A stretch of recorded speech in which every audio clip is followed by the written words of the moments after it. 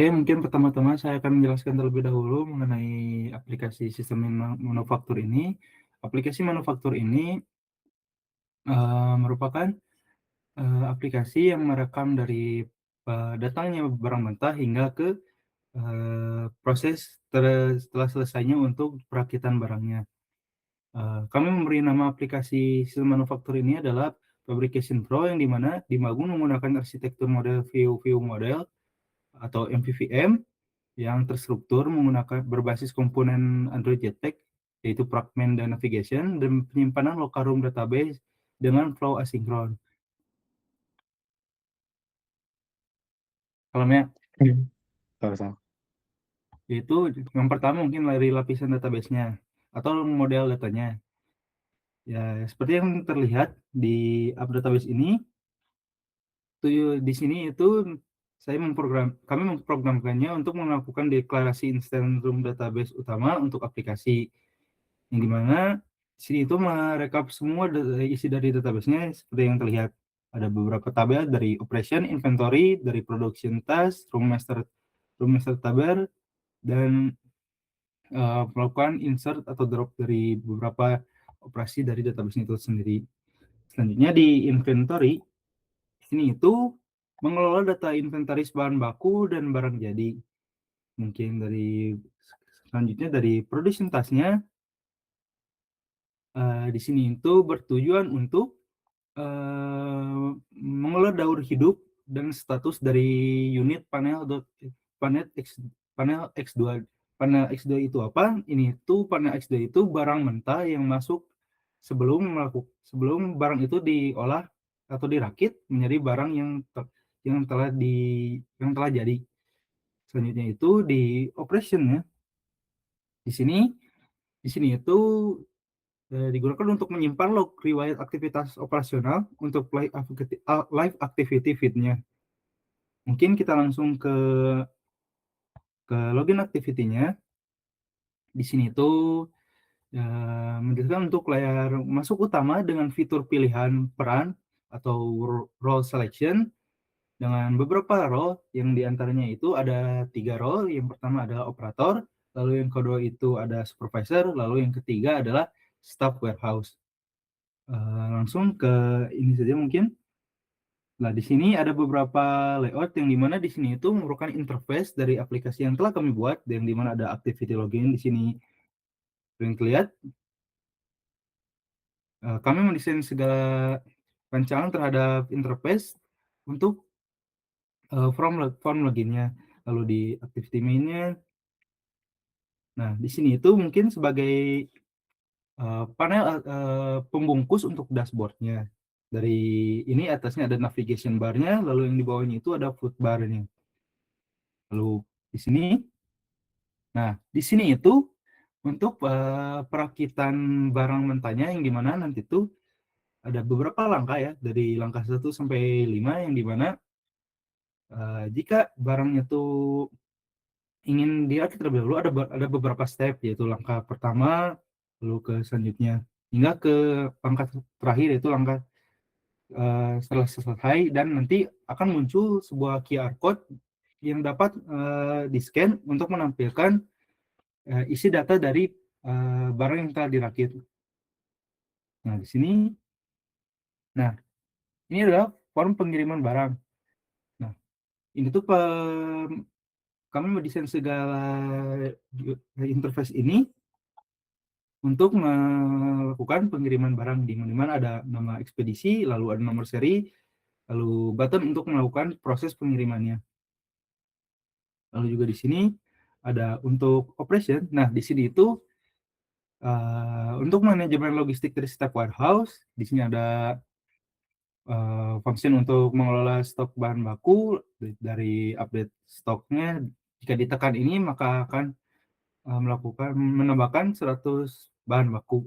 Nah, tapi nantinya itu akan muncul sebuah pop-up form, yang dimana nantinya itu pengguna diharapkan untuk menambahkan beberapa data dari bahan mentahnya. Nah, untuk menyimpan barang jadi ini tuh nantinya akan memunculkan sebuah pop-up menu juga, tapi ini tuh cuman selection item ya. Selection item itu mungkin bisa dilihat nanti ya. ada beberapa. Nah, ini untuk pilihan dari beberapa fitur. Nah, di sini mungkin untuk fitur nanti terlihat di operator, di warehouse, dan juga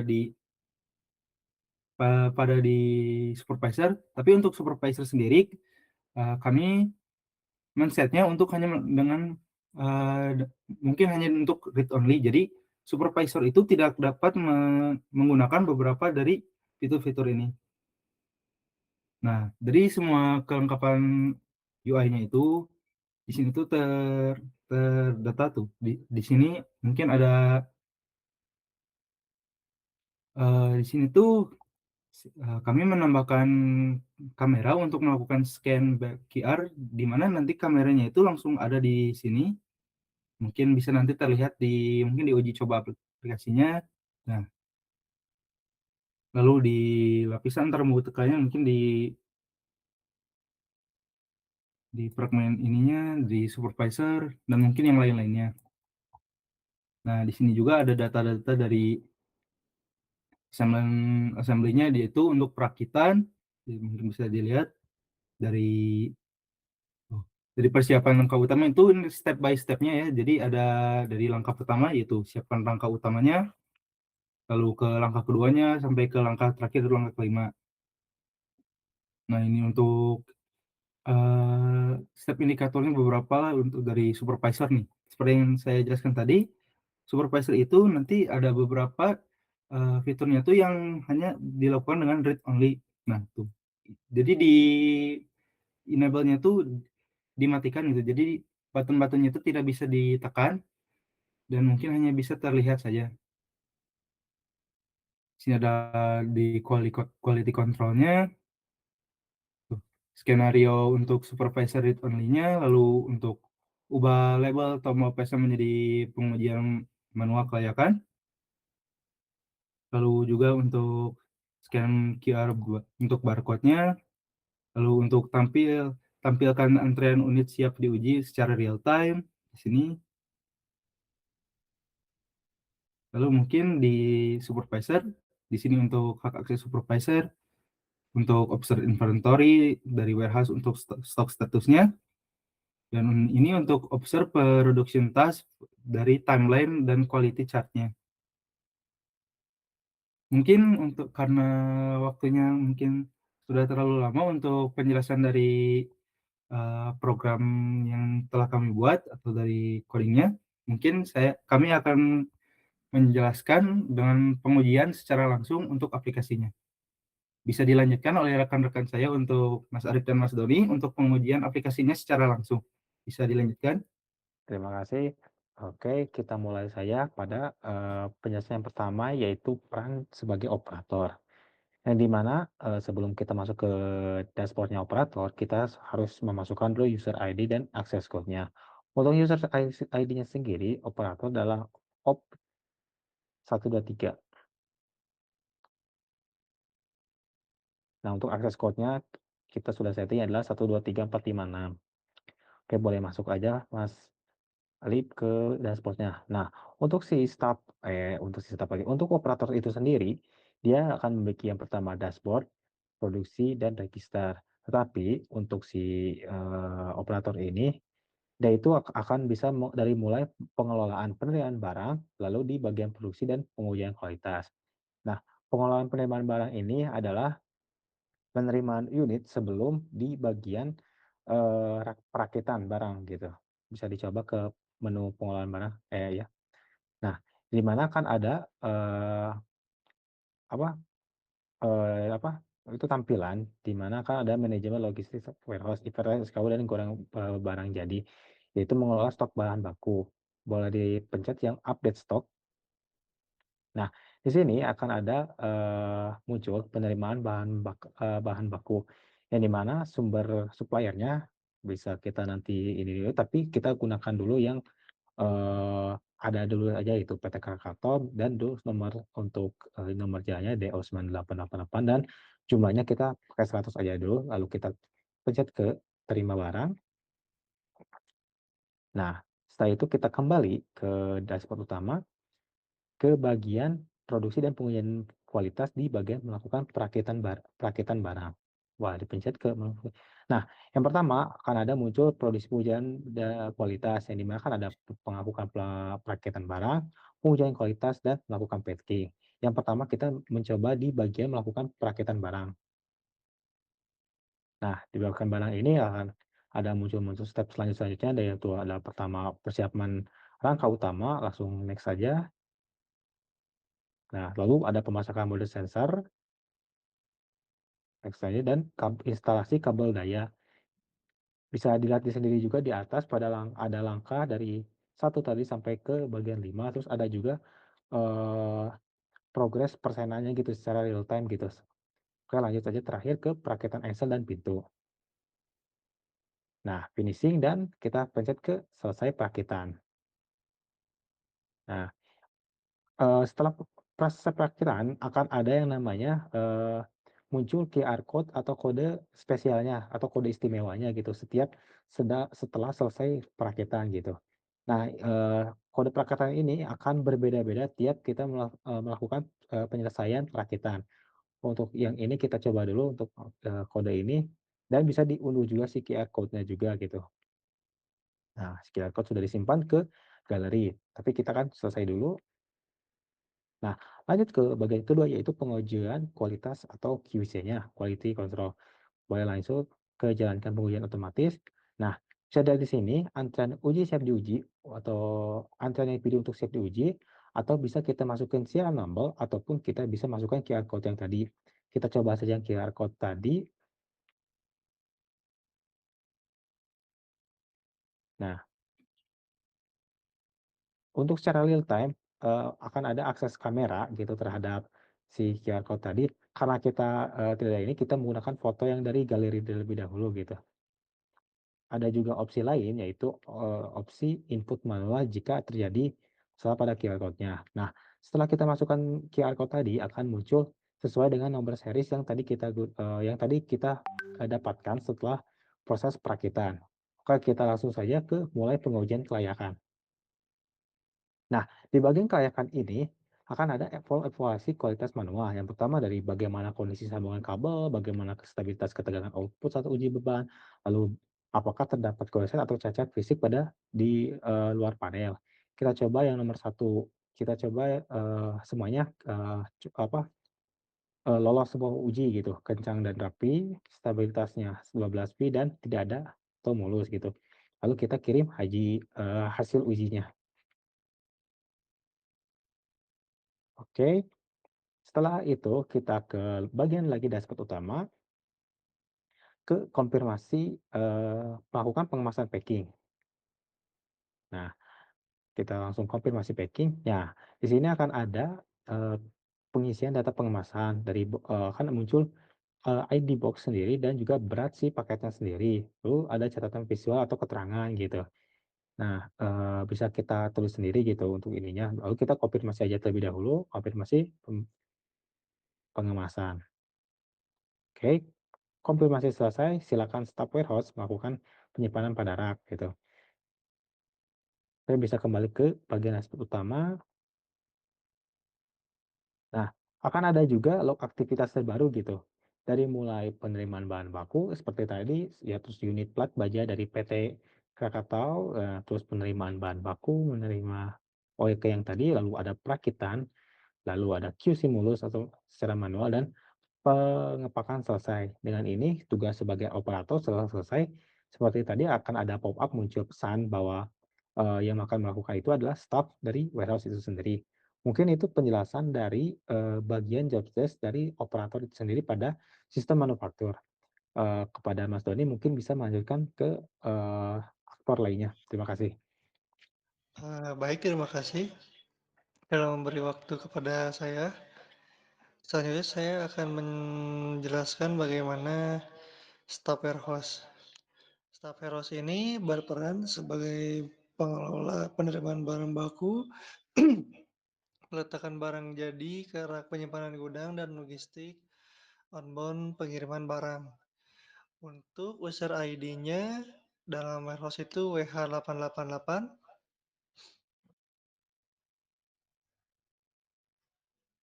dan untuk akses kodenya 123456.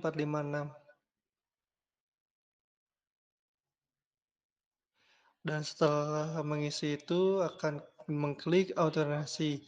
Di sini terlihat dashboard stok, memantau saldo bahan baku jika persediaan pelat baja besi kritis lebih dari 10 unit. Panel dashboard akan menyala merah sebagai penanda order, seperti yang dilihat di sebelah kanan atas. Selanjutnya kita masuk ke gudang. Dan untuk di gudang ini kita akan langsung mengklik terima bahan baku, masuk ke detail supplier, nomor invoice, dan jumlah quantity pelat baja pada dialog button sheet. Klik terima barang untuk menambah stok.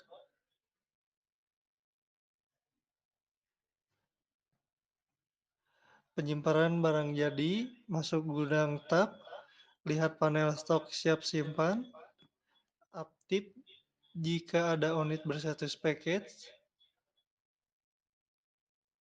klik simpan ke gudang, pilih rak peletakan. Di sini rak 1 atau rak 2 atau B1 atau B2. Saya menggunakan rak 1, klik simpan. Status unit menjadi finish dan stok barang bertambah jadi 1 unit. Selanjutnya ke pengiriman outbound. Lanjut kembali lagi ke tab gudang di bagian bawah. Pilih unit berstatus finish. Masukkan nama ekspedisi logistik dan nomor resi pengiriman.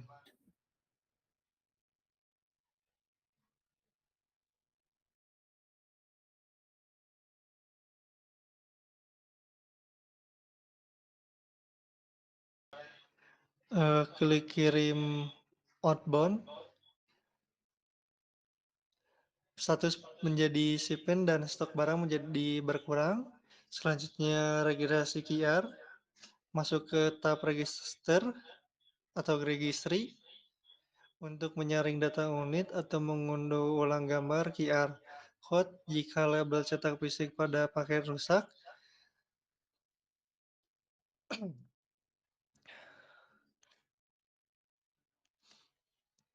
Selanjutnya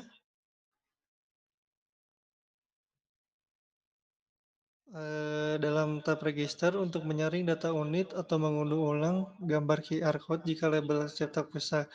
Itu adalah bagaimana peran dari staff warehouse dalam sistem manufaktur warehouse. Kita akan selanjutnya ke supervisor. Untuk supervisor di sini berperan sebagai memantau seluruh proses operasional secara aman atau read only, melihat analitik statik keci, dan mengekspor laporan SIP. Dan untuk user ID dari supervisor yaitu SP99,